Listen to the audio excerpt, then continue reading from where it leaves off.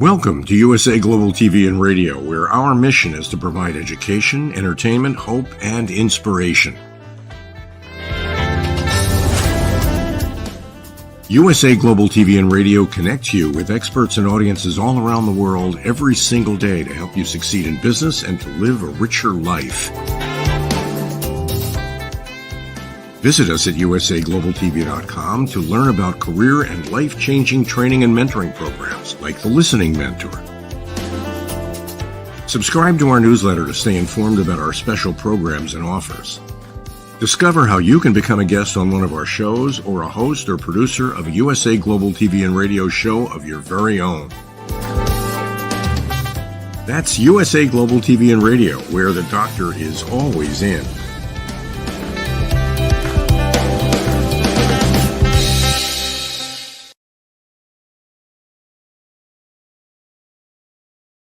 Hello, everyone. Welcome to USA Global TV and Radio in partnership with E360 TV. Hello, E360 TV viewers. Nice to have you with us. I'm Dr. Jacalyn Kerbeck, and our show today is A Woman's Prerogative, Part 1. There's also a Part 2, but it won't be taking place today. Just so you know, there's Parts 1 and Parts 2. So our topic today is, if I were a flower, I would be... fill in the blank, wherever it is that it takes you. So as you know, if you joined us before, we have an incredible panel of women from around the world, and each week we take on a new topic. So we're going to go in alphabetical order today as I bring up our first panelist. It's Caroline HEWARD. Hello. Hello. Always lovely to be here. And we're actually in summer now in the UK, so it's very nice and warm for a change. Well, I love when you change seasons there, because you go from having your blanket and your footies to everyone is completely drenched in sweat. That's exactly where we are. So I guess today you're somewhere in between. Fantastic. Well, we're going to get into a little bit about what you do and what other panelists do as we get the show going. So in alphabetical order, Dr. Justina MUTALE, welcome. Nice to see you today. Thank you, Jacalyn, and thank you. Hello, Caroline, and all the viewers, including the viewers from 360 TV. Thank you. I'm delighted to be here. It's nice and bright in London, so everybody's in a good mood. We are all smiling. We are all happy. It reminds me of being back home in Zambia in Africa. Oh, I love when everybody's happy. It's such a great place to be. So thank you for being here, both of you. Let's welcome Dr. Madalene Chan. Hello. Hi, Dr. Jacalyn. Hi, Caroline. Hi, Dr. Justina MUTALE. And hello to E360 TV viewers and our USA Global TV viewers as well. Big sunshine day today. Hi. The three of you are all filled with energy. I absolutely love it. We need more summer in London. We sure do. All right, let's get the show started. Let's go around and introduce ourselves. Anything that you want the audience to know about you and the work that you do. Let's go with from the bottom around, Dr. Justina. I am the author of The Art of Iconic Leadership, which tells the power secrets of female world leaders. I advocate for the political and economic participation of women and girls. And of course, that's advocating for gender equality. And I also teach The Art of Iconic Leadership, as the title of my book tells, so that I can help you draw out your natural wisdom as a woman that gives you those necessary leadership traits that make women better leaders than men are. I was just recently elected president of the National Alliance of Women's Organizations. This is an umbrella body of over 100 women-led organizations in the UK, of course, advocating for gender equality and the empowerment of women and girls. Woohoo! I am woman, hear me roar. Dr. Justina MUTALE, amazing. Congratulations. Thank you. It's an honor to have you with us.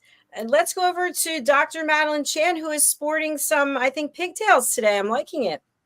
Kind of like, well, they're a little bit like plaits, very loose plaits, really. But the reason why I'm doing this is because with the topic of the subject, but also because I've found out, I really feel that my role in this life is to help people connect to their star child within, to explore that inner world and work with the inner world, our higher consciousness, the soul, the creative heart, with the outside world and bring it to a balance. So that's what I do. I help people to be connected to their creative genius through their heart, connect to their soul, which then brings them into a star child essence quality. Fabulous. Thank you, Dr. Chan. I love the smile on your face as well. Caroline HEWARD, what about you, my friend? Oh, thank you, Dr. Jacalyn. I help people bust their stress. How do I do that? For 24 years now, I've been working with root chakra and psychology and root cause therapy. How do I do that? I actually help people identify the root cause that creates their stress in the first place. So whether it's physical, emotional, mental, or behavioral, whether it's a relationship that you're complaining about, whether it's a bereavement issue, whether you're feeling lonely, depressed, anxious, or stressed, however it's showing up for you, this will be a regular pattern, a regular way that you experience your life. And I work with you to break through the blueprint pattern that creates your stress. I also work with energy healing, and I've been working with root cause therapy and chakra psychology since 2000. So that's 24 years. And I look forward to helping you bust your stress. Bust your stress. Bust your stress. Bust your stress. I'm going to do a dance version of that. All right, let's get into the topic today. You probably are wondering how and why I picked this topic. I actually had a very morose topic, and I thought, let's go with something really lighthearted. Let's not go with heavy and dreary. And flowers can signify so many things. So when you think about flowers, what comes to mind, Caroline? Oh, for me, this was a really nice one. When I saw the topic, immediately I thought about my beautiful white lilies. And white lilies are just, for me, such a statement, and so beautiful and so huge and really unforgiving in their scent. You know, they fill a room. You know, when you know that you've had a bouquet of lilies, it absolutely fills the room.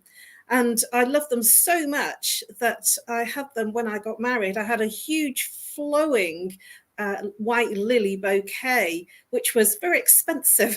And I didn't realize how expensive they were. But I had a lot of people turn around to me and say that they were funeral flowers and it would be a bad omen.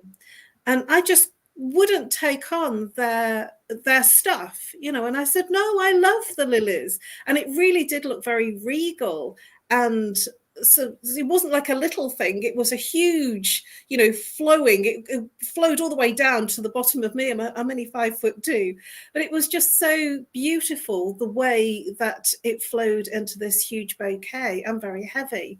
So as long as I can remember, white lilies with the huge stamens, and I love it when they're buds and then they just open up and how huge they become. I love that share. Thank you. And I love the fact that even though they were for your wedding, you don't have any negativity towards them because no. Who else likes lilies? Yeah, I like lilies. But I don't have a story with them. I do like lilies. I like lilies, but it's not, yeah, anyway. We like so many different kinds of flowers, so to speak.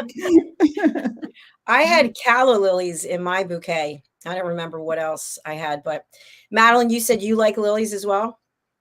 Yeah, I do like lilies. I think they're really nice for I think that to me, they represent purity, purification, just calmness, zen, and very pure. That's what they represent to me. And that is what they are. They do represent, their meaning is purity, and it's also innocence. Yeah, purity and innocence. I'm not going to ask if they applied on the day of the wedding. So we'll go Dr. Mutale, what if you were a flower you would be? First of all, I also love lilies, and I do like different kinds of flowers. Don't know most of the flowers or their names. And also, I don't know for example, I wasn't aware that the lily represents purity and innocence. So I don't know what most flowers stand for, but I do love, for example, white roses and of course, red roses. And we have been told that they represent love. So I do love red roses. I also love the tulips because they bring in the spring, you know, the brightness of the spring. But I think the flower that I really like is the hibiscus. Why I like the hibiscus is that it's not just a flower that just flatters the eye. This is a flower that kind of has a lot of healing properties within it. And it also helps humanity. So if I were to be a flower, I think I'd be a hibiscus flower because of the way it helps.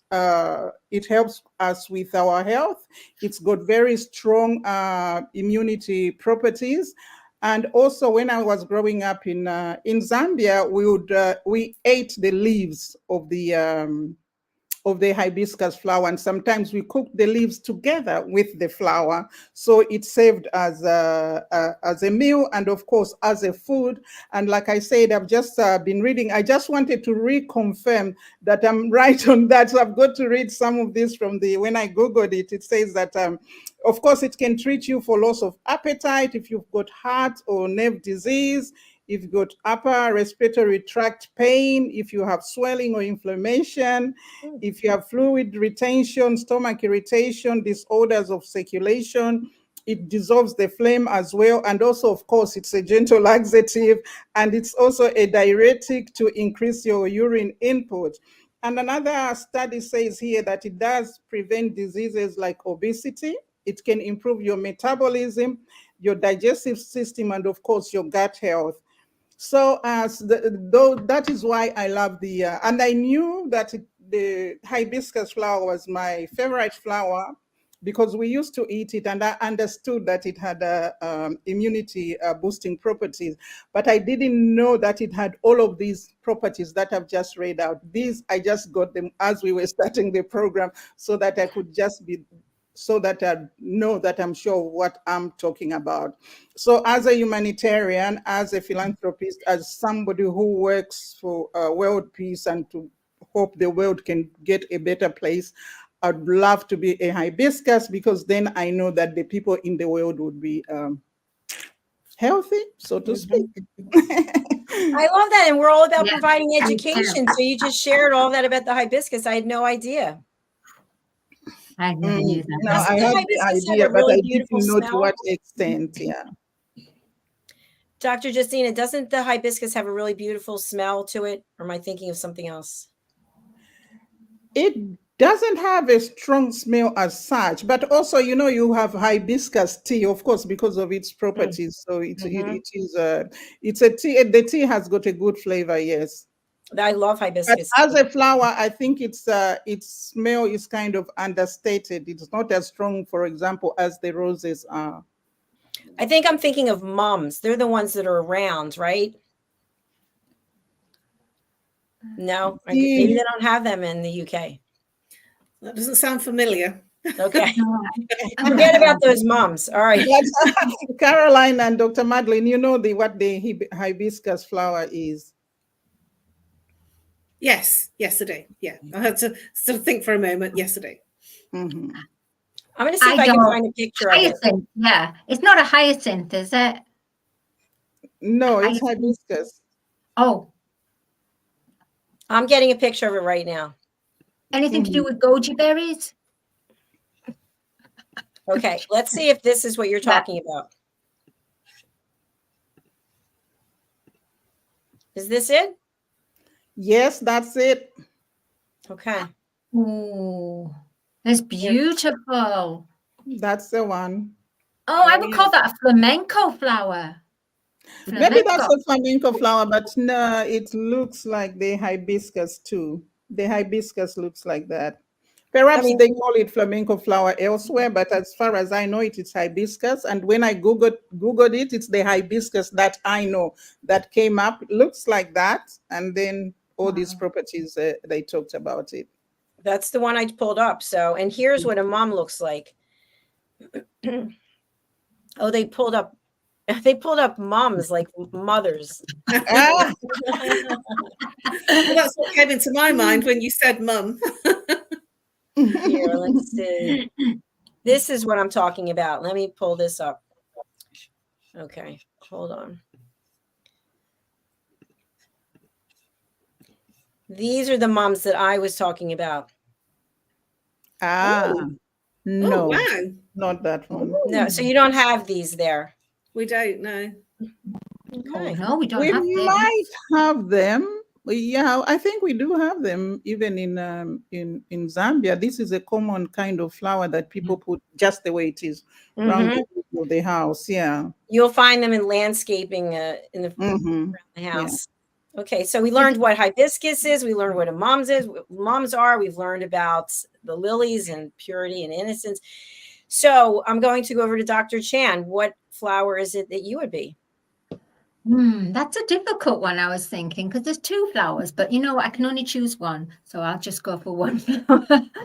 A lotus flower. I'd be a lotus flower. And the reason why is because what's wonderful about the lotus flower is you don't see its beauty at the beginning. It's deep in the undergrowth, under the pond, where all the dirt and everything is there, and it's crafting it.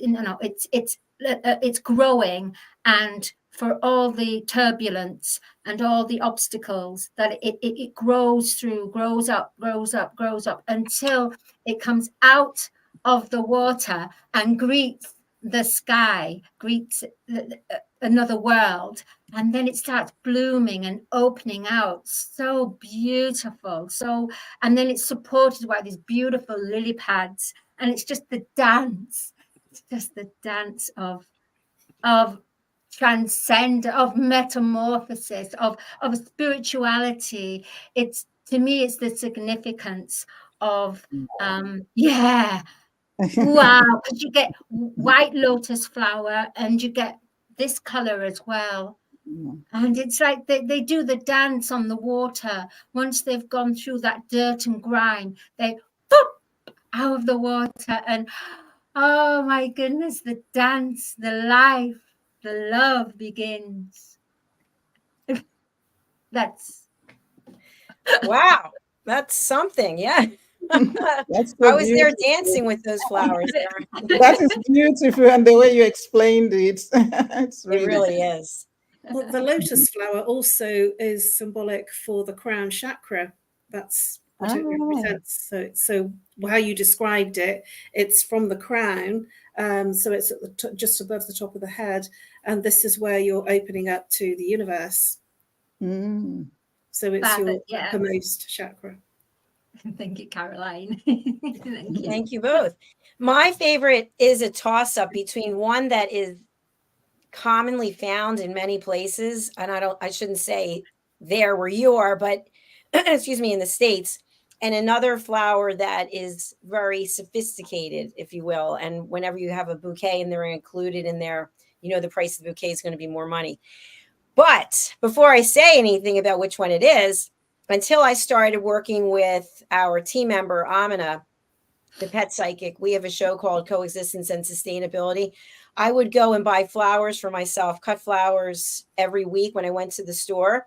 And she told me that because of the fact that the honeybee is, slowly diminishing, we need more and more honeybees, that when we cut flowers and we pick flowers, that's fewer flowers for the honeybees to be able to go to. So I stopped buying flowers. So that being said, the one that I really love is the sunflower, because it can grow to be so tall, and it's almost like it's overlooking everything, and it looks like it has a smile on its face almost. And then when the wind blows and they all blow together, it's just a dance, and it brings joy.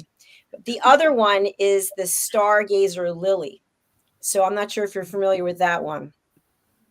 No. I'm not familiar with that. Okay, Do you have a picture? Yes, I'm going to show you. And I'm allergic to these, so it's a good thing I'm not buying flowers anymore anyways. Do you see them? Oh, right. Oh, Yeah. that's a lily. Oh, It's a stargazer lily. Yes, Yeah. it is a lily. It's a type of lily. Yeah, I do like those. Those are very pretty. Yes. I've never seen that color before. Yeah, now I can see it. I know exactly what it is. And those are very popular in England too. And they're also, I don't know about lilies in general, but these particular ones are very messy, because they have I don't know what they're called, those little things that stick out and they drop all over the place. And then it's like you've got this pollen. I don't know if it's pollen or something else, but it's a stamen, and it's quite poisonous to cats. All lilies have this long stamen which drops, and it stains. It literally goes very yellow wherever it is. So all lilies have this, and that's the thing that smells. okay, that's what makes it smell. Interesting. Yeah, I didn't realize it that's smelled. what gives it its fragrance. And just on the subject of pulling flowers and not having much for the honeybees, I have read very recently, so it's obviously a topic of conversation, not to pull up the dandelions in your garden, because although in England we call them our weeds and we're digging them up and pulling them out, it's actually what the honeybees go for, and it's food for the bees. And so I've seen a lot of dandelions in my garden, and I thought, should I? No, because I've read this article about it's food for our bees. Interesting. But I have also read that the dandelions, they make a good tea that helps with is it hypertension? Yes. Yeah. Really? I need that. Well, there are many types of things that you can eat or drink that will reduce all sorts of ailments.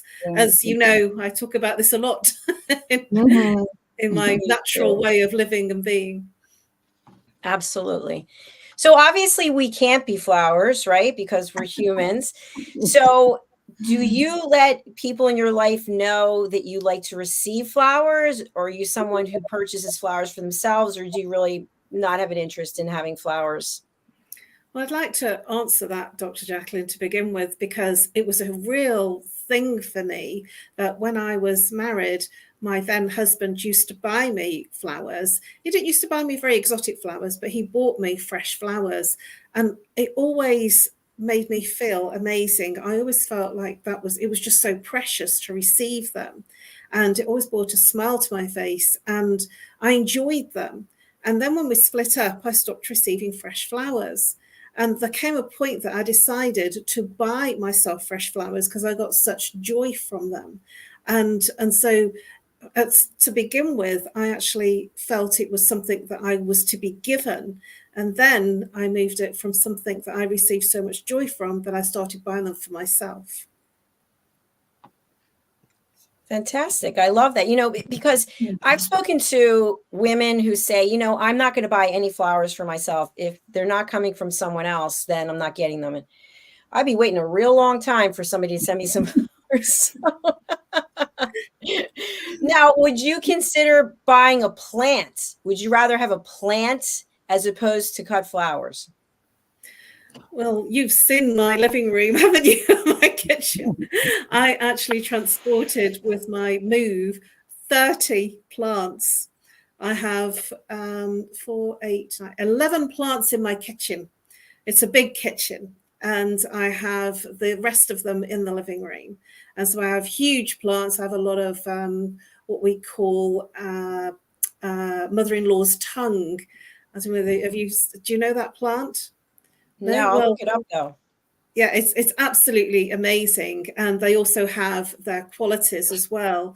They're very giving on oxygen. So my living room and my kitchen are very oxygenated, and the mother-in-law's tongue gives a lot of oxygen, and they also take out the carbon dioxide. So you can't be stressed with having lots of green plants around you, because they are very naturally giving you what you need and taking away what you don't need. It says here they're called the snake plant. Is that correct? Yeah, that's it. Okay. Let me show what they look like so that people have an idea here. Although it doesn't want to pull it up. So there aren't any flowers. They're just leaves, right? That's right. It's a green plant. Yeah, it's not. I don't know why it won't let me bring it up. I'll try one more time. Well, if you take me off screen, I'll go and get one for you. And show I've got it. I can take you off screen too. Okay, this is it. Ah. Okay. Ooh, Yeah. mother-in-law snake plant. Mother-in-law plant. Yeah, well, it's called a mother-in-law's tongue. That's the slang for it. Do you think there's any reason why they would call mother-in-law and snake? Well, if you look at them, it's got a very sharp leaf. Yeah, I love it. Dr. Chan, what about you? Would you rather? I know you have aloe plants. At least you did at your last place. Do you still have them? Oh yeah, I've got even more now. I love growing aloe veras, and they always give a leaf when there's going to be an accident. It's almost they know. It's almost they're in tune when I need an aloe vera plant, or when I need some of the sap, the aloe vera sap. But no, I do. They're all having babies as well, so I can't keep up with them. My bedroom is literally full, and now I've extended it to the other bedroom, and they're downstairs as well. And it's like soon I'll need a greenhouse or something. But I do love them. I love my aloes, my family. So you're literally being driven out of your home by plants? Yes. Yeah. I gotta say. Seriously, I mean, my bedroom, it's full of plants. It's like I'm waking up to a little aloe vera forest. I love it.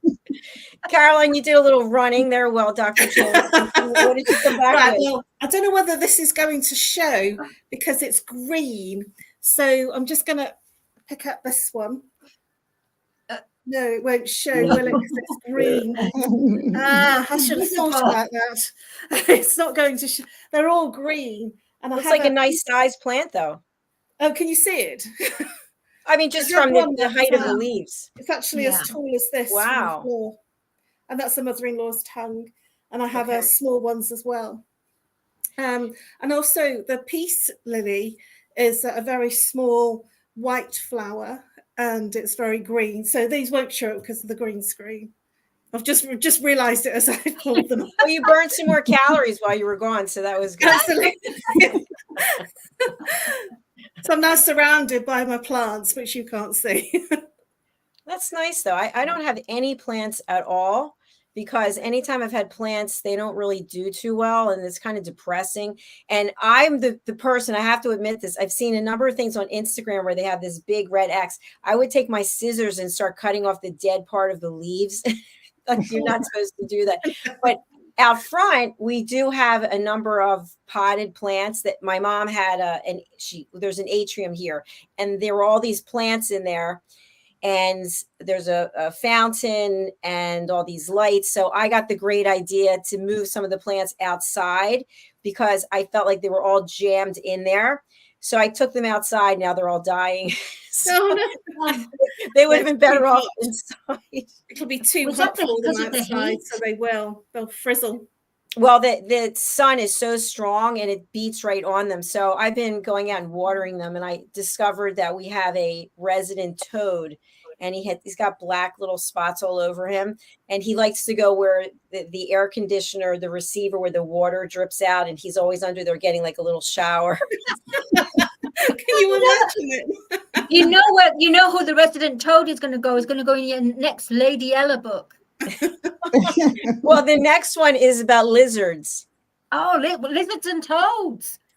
Lizards and toads. So, as you know, I've said this before, this community, I guess South Florida just in general has a lot of iguanas. So we have the little lizards, but we have the big iguanas with the scales. I don't know what they're called. And typically they'll be on the roof. I think I told you at one point we had 16 living here until I called someone to come and assist. I won't even go into that.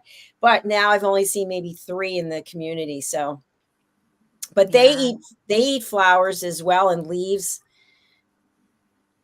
Yeah. Herbivores. They're herbivores. They're herbivores. Exactly. So, well, my next question for you is, when do you recall, whether it was through your own doing or through someone else, that you received some flowers for a significant occasion? Like Caroline talked about her wedding day, and you always remember those flowers. Is there a day in your life that really stands out and the flowers made a big difference? We'll be back after this break. Not on a romantic level, because I haven't really received flowers on a romantic level. Do you hear that, gentlemen out there? Send for some flowers. Yeah, I'm still waiting. I'm probably going to be waiting another. Here's how you can reach her. Okay. I have received flowers for different occasions, and of course from some romantic partners, but it hasn't been that significant to say that the flowers had made a difference, as much difference as it did for Caroline on her wedding day. I think to me, flowers are just flowers, something good to look at, and not something that totally goes to my heart. Even if I wasn't feeling too well and someone brought flowers, I don't think it would make that much a difference to me. Of course, I'd see that it makes maybe the room look better, but the flowers don't have that kind of impact on me. All right. Thank you for that transparency. And you also talked about choosing between flowers and plants. Yes. When I was in Zambia, I used to have loads of plants. In fact, I used to call it a potted paradise because I had all kinds of green plants when I came to England, I tried to do that, but because of the central heating, they just kept dying. I had the same experience as Dr. Jacalyn, so I don't even keep any in the house as such. I have them outside in the garden. I have little, just a little one in the bathroom or in the kitchen, but not as much as I would love. I would love to have as much as perhaps Caroline and Dr. Madalene have, but for some reason they all just kept dying, and I stopped trying. Yeah, it's depressing when you're killing something. You want it to live, and no matter what you're doing, more water, less water, more sun, less, put it in the closet. Like, just like, I don't know what to do. So, and then there's always about the fertilizer. Yeah, I would talk to them, but it just didn't work out for me. But I know when I was dating this guy, he would send me these magnificent, huge arrangements. Of course, I'd have to go look up and see how much they were. And I'd be like, that is a lot of money to spend on flowers. Just give me the cash. No, I'm kidding. So I love flowers. I really do. I think they can change the whole atmosphere of a room and the way that they smell. But when they start dying, then that's kind of depressing. The leaves and then it's a mess. You got to clean them up. I don't know.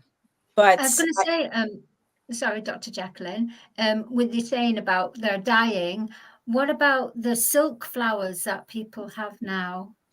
The artificial flowers that are so, I mean, they've moved on from when you used to go to the market and they were like £1 or £2, and they were just really fake, really horrible fake, grandma's best type of thing.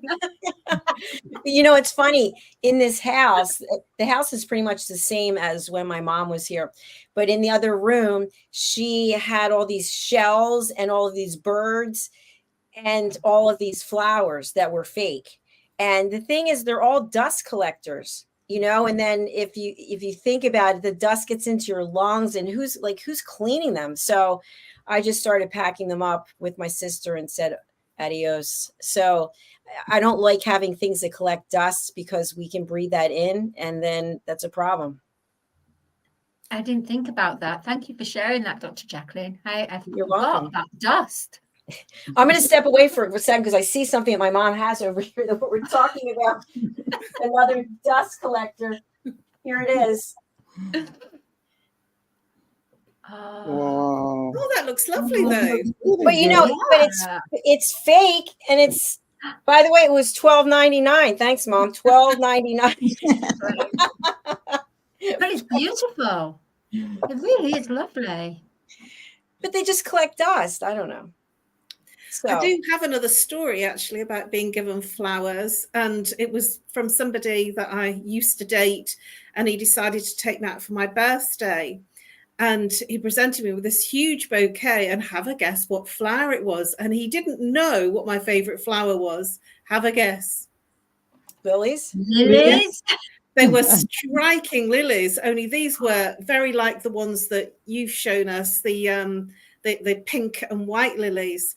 And I actually took pictures of them, and they were still, you must have spent a lot of money on them, because they were still coming into bloom a week later. 10 days later, I still had striking petals, and I took pictures of them a week later, and they still looked amazing. And I posted it on my Facebook wall saying, look, this is what I have for my birthday, and they're still looking incredible. And it was such a surprise, because this particular person didn't used to buy me gifts, and the fact that he bought me a huge bouquet of flowers and chocolates and champagne, and it was the flowers that really got me. He said, well, this is what you should get on your birthday, this is the way that you should be treated. And that was the bit that he never bought me anything, and then he just sort of literally showered me on my birthday with flowers, chocolates, and champagne. Do you want to say his name in case he's single? Oh, I doubt it. I haven't seen him since. If you think about it, at least here in the States, if you're going to go see someone in a hospital, they've got a gift shop, and they've got flowers to take up to somebody. If a person has a baby, you bring them flowers. Yesterday was Mother's Day here, and people had flowers. So flowers are really a part of celebrating. And then they're also part of the death process, right? With the lilies and even white roses I've seen at funerals. So I don't know what the history of the flowers are as to how they became such an important, I'm using air quotes, important part of different celebrations. I don't know. Anyone have that information? Well, I think it might be related to the fact that it's nature. So we will use nature to celebrate, and the seasons bring different flowers onto the earth. And so, for instance, I mentioned about the dandelions coming up, and we're considering them as weeds. Do you know dandelions actually grow in most every country? I don't know of a country that they don't grow in as a weed, because it was a metaphor that I used to describe how to do the breathing practice that I teach. And I used to use that as a metaphor, saying, you know how you blow on a dandelion? They go, yes. And everybody, it doesn't matter what country they came from, they knew what a dandelion was. It might have different names, and sort of different connotations. But as soon as I said, the one that you just blow, and gentle and all and they go, yeah, we had those. So I think it's our nature and nurture And in our Western culture, we've forgotten a lot of that nurture and going with the seasons and being with God's earth. We've become much more, into the technology and forgetting about the earth. So I think it is that it comes from the celebration of, it shows the seasons. Different flowers come up at different seasons. Mm-hmm. Snowdrops come up. When I see a snowdrop, I always think, oh, wow. And then I'll see daffodils, and I always think in the UK particularly, that's spring. As soon as I see daffodils, it's springtime.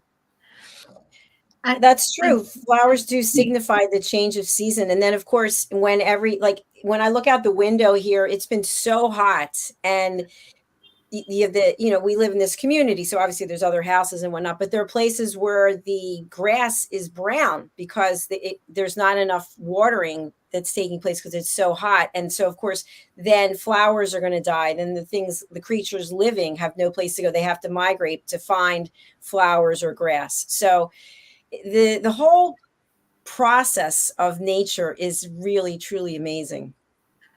Can I also add something else, Dr. Jacalyn? Did you raise your hand? No. Yeah, please. No, please, miss, please. Yes, you and the pigtails, yes. Yeah. I'm just going to say, flowers have been introduced to the plate. When I went to Thailand a long time ago, they had flowers, nasturtiums, all these flowers that were edible. So flowers are now being introduced not only as healing, but also to induce, is that the word? To eat. You can eat these beautiful nasturtiums in salads. Ingest, sorry. Thank you. That's true. And you can also find flowers in essential oils. They make them into essential, like rose, for example, is an essential oil. Now, I know Caroline's going to say yes, and probably Madalene saying yes. Do you all use essential oils? Yep. I know you do. I didn't know about Dr. Justina. And also the flowers, aren't they used to make the perfumes? Yes. Yeah. Absolutely. Yes, we do. Now, do you wear perfume? Madalene is a no, right? I do, but I make my own. Okay. Oh, wow. Just for my own consumption, just for my own, because I do a ceremony with it when I'm mixing the ingredients. It's all natural, and I do a ceremony with it, like a incantation, like a love, respect to nature. Yeah. So I make my own because of the chemicals in perfume. We should have you on Talking Heads doing an episode on that. That sounds interesting. Oh yeah, we'll do actually. Yes. Caroline, how about you? Do you wear perfume? I do, yes. And I have to be very honest about it. I haven't even thought about, I'm natural everywhere else, and I haven't thought about the perfume side of it. So this is really interesting to have this exchange, because it just never crossed my mind. I will accept the fact that I hadn't thought about it, and then, sort of tell you my guilty sin. So when I was young, I was a real fan of Charlie. And it was a very old-fashioned perfume. Charlie was just something. All the girls wore Charlie. It's like all the men wore Old Spice. Right. I was a Charlie girl. Caroline and Charlie just got together, and it really worked on my skin. And it was like a very soft scent. And then I had a very good friend that was into perfumes. And I was still wearing Charlie in my 30s and 40s. And he said, that's just insulting. He says, never tell anybody. He says, never admit to your guilty sin of wearing Charlie. So I think I must have been in my 40s when I was still wearing Charlie. And I just like she's the one with the Charlie horse. No. Oh my God. So I said, well, I can't smell it, but other people say how lovely it is on me.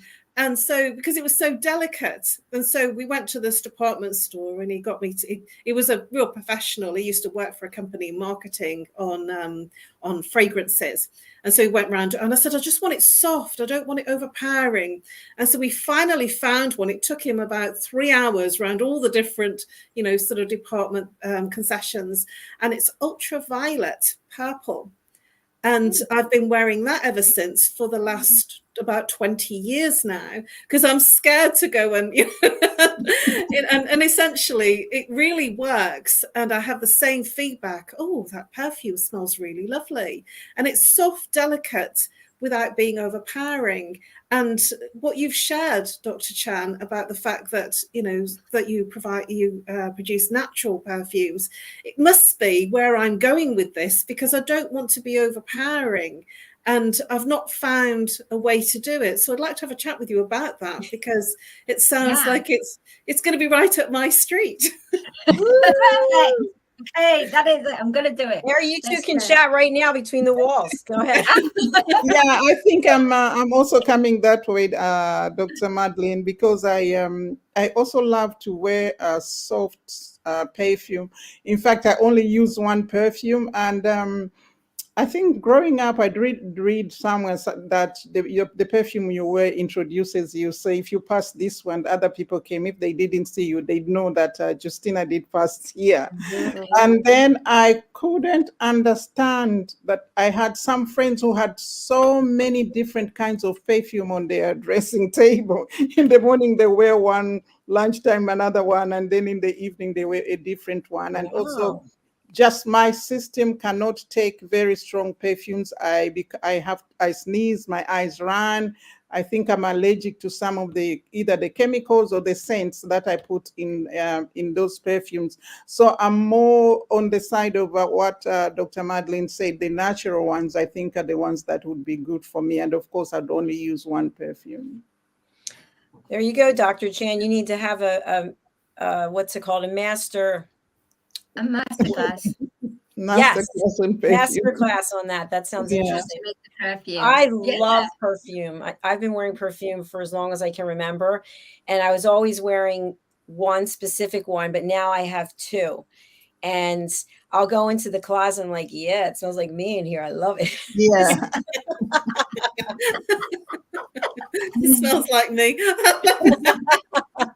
Love it. Do you have, Dr. Jacalyn, do you have one for during the day and in the evening, as what Dr. Justina was saying? So here's what I have to say about that. The one, and I'll say what they are, even though I'm not a paid spokesperson, but the one that's lighter is Coco Chanel Mademoiselle. And that's a lighter fragrance that you can wear anytime. And then the one that I have that's stronger, that I still will wear during the day, because remember, I'm in this house by myself behind a green screen. It doesn't really matter. It's made by a company called Baccarat, and it's called 540 Rouge. And it comes in a red square box with a gold top, and it's delicious. I absolutely love it. So I do feel badly, because I'm sure when I go to work out and there are people next to me, they might be like, although I've never seen anyone do it, but so the second one is probably the one you would wear just at night, as opposed to, because it's heavier. It's heavier. Because I remember, I used to go shopping in Rackham's, and all the counter girls, it was, all of them had different perfumes, and I was choking. I was only young, and I was choking going through there, and it really made me feel horrible. I relate to you, Dr. Justina, when you say it's too heavy. Well, I worked in cosmetics part-time for years. I was a makeup artist, and I just did it for fun. I love to help people transform from one thing to another, and I love the discounts. Let me just tell you that. And you got free stuff from Chanel and whomever else. Anyway, there's always a perfume counter that's in the department, and there's so many perfumes. And I would say to the people working there, I don't know how you do it, because you get such a headache. And they said they just become immune to it after a while. And they have coffee beans in a container that they would sniff in between, so that they could, I guess, get their nostrils neutralized, so they could actually smell something after they left there. I don't know. Gosh. Wow, I never knew that. Yes. It would give me a headache, definitely, because of all the different smells that they would attack your sensory here, and that's where the headaches would come from the temples. And a high level of smell would naturally affect the temples. Absolutely. And if you do have a headache, you know who to call. Call Caroline. But we are out of time, my friends. So let's go with the lightning round of providing our contact information and who we want to contact us. Let's go with Dr. Justina. My contact information, it's on all social media platforms. I'm at Justina Mutale. And of course, my email address is justinamutale@justinamutale or justinamutale@hotmail.com. People can also just Google me and they'll be able to find me. Okay. Thank you very much. And we're going to have an updating of these banners so we can have all of the correct information. All right, Dr. Chan, I know you have a whole bunch of information you want to share. I have some of your new links to share, but go ahead, please. Okay, thank you, Dr. Jacalyn. I'll just be short and brief. I'm interested in anyone who wants to be connected to their creative heart genius, who wants to be connected to their inner child essence, to bring their joy, to bring their creativity out into their life that they might have forgotten. Please do contact me on info@madalenchan.com or go onto my website, madalenchan.com. Or you can find me on LinkedIn, Dr. Madalene Chan. There, I think it's just on the banner there. Okay, thank you. You can find her outside of her house because she's been pushed out by the aloe plant. Caroline. Well, if you want to break through the patterns that are causing your stress, if you want to have a great night's sleep, and if you want to literally obliterate the blueprint, the patterns that are creating your physical, emotional, mental stress, reach out on nomorestress@live.co.uk. Or call me if you're international, +44. If you're local, 07523 120 189. I'm also on social media platforms. You will find me on Facebook using my name, Caroline HEWARD, and also on LinkedIn as well. Those are my two preferred platforms. And I'm just literally breaking into Instagram as well, slowly but surely. But please do reach out, and I would look forward to helping you bust your stress.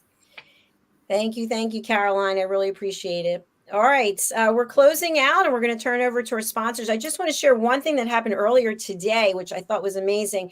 We had a new TV show host who's in India. His name is Naveen, and he's a grapho technology expert. So he basically does handwriting analysis, and he analyzed my handwriting without ever having met me. I just got a book and I wrote something out, and maybe 10 minutes later he met me, and so he didn't have time to research, and everything he said was spot on. And so I just think it's amazing about all the things that we don't even know about in this world, and people are coming to our platform and they're sharing it. So today we learned all about flowers, things that I didn't even know. So thank you for being part of this journey. I really appreciate each and every one of you.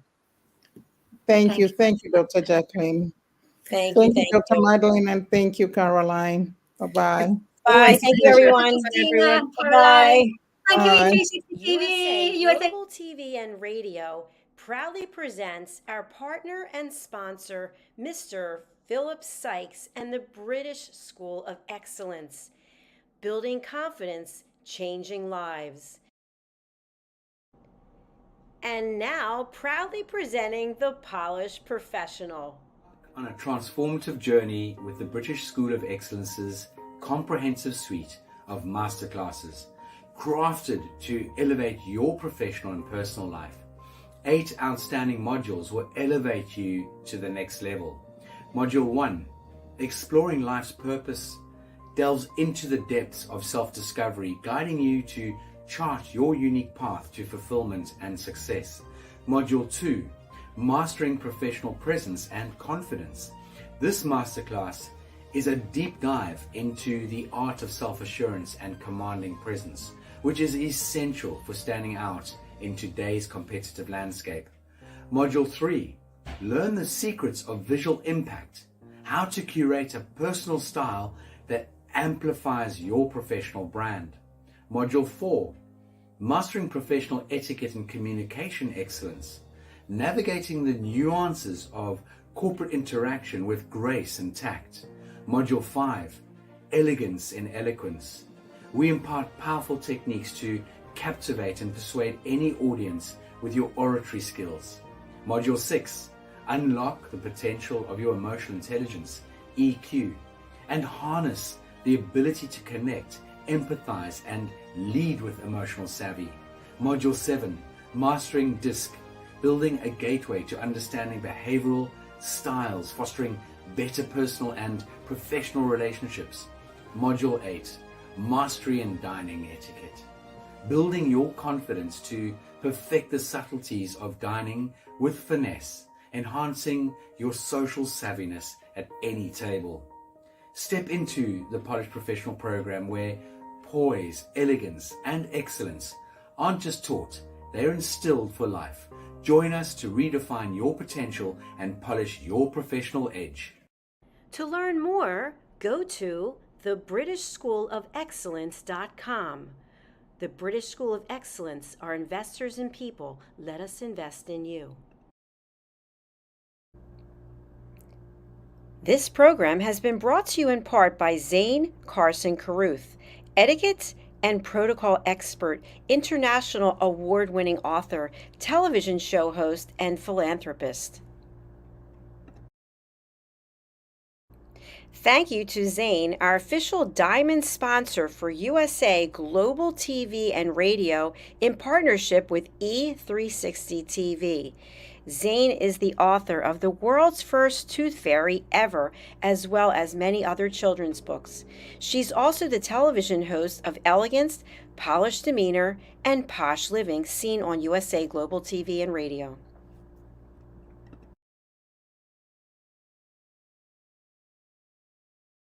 Hi, my name is Zane Carson Carruth, and I'm the author of this book, The World's First Tooth Fairy Ever.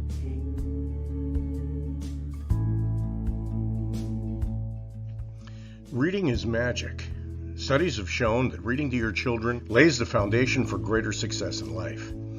Reading helps develop language and vocabulary skills. It helps improve memory, and it encourages curiosity and inspires creativity. The benefits are immeasurable, and as a parent, you'll benefit too. In only 10 or 15 minutes a day, you'll be creating warm memories and a bonding experience that will last for years to come. So take time to read to your children. Read them books about things that engage and interest them. Tales of fairies and magic fascinate children, and as everyone knows, the Tooth Fairy is at the top of the list. If your child loves magic, wands, adventure, and what child doesn't, you'll love reading them books from the trademarked series, The World's First Tooth Fairy Ever. Follow along as Abella, the world's first tooth fairy, accidentally starts the tooth fairy tradition. Learn the tricks of being a professional tooth fairy in the book, Abella Starts a Tooth Fairy School. Your child's imagination will soar as you read the adventures of Abella and her magic wand.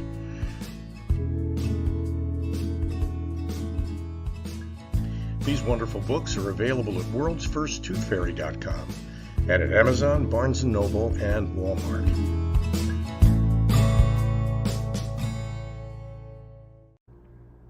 To learn more about Zane, contact her through her website, zanecarruth.com, ZANECARRUTH.com. Order Zane's books and merchandise. Contact her about being a keynote speaker at your next event.